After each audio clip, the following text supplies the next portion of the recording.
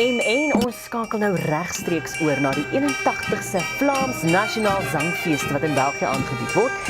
Die FHK Sangbundel word vandag tydens die fees bekendgestel en daarom is dit nou vir ons by Pretoria FM 'n groot voorreg om die immer gewilde, beeldskone, talentvolle Corlia Botha al die pad van Suid-Afrika af op die verhoog te verwelkom.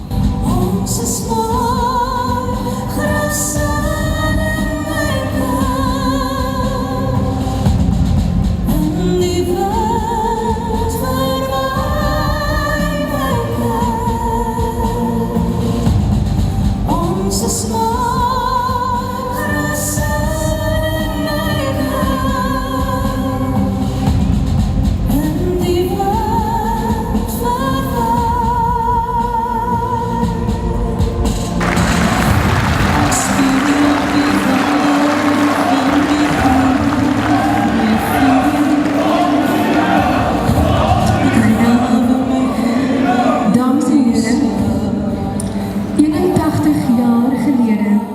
Daar 'n kultuurhistoriese viering plaasgevind.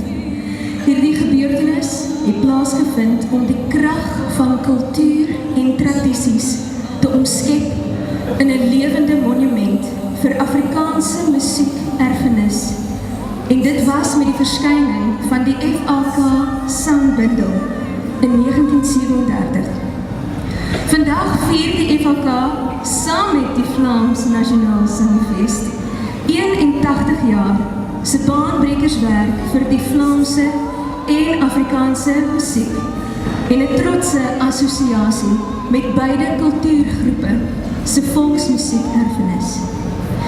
Met die bekendstelling van die FHK Sangbundel volume 2, uitgawe 2, wil die FHK vandag dankie sê aan elke komponis, sanger, regisseur, tegniese personeellid, koor, huisgesin, skool en gemeenskap wat deur die jare heen op die lirieke van Afrikaanse musiek baljaar en saam met die FHK vandag Afrikaanse musiek se internasionale krag en voetspoor opnuut bevestig en laat voortleef.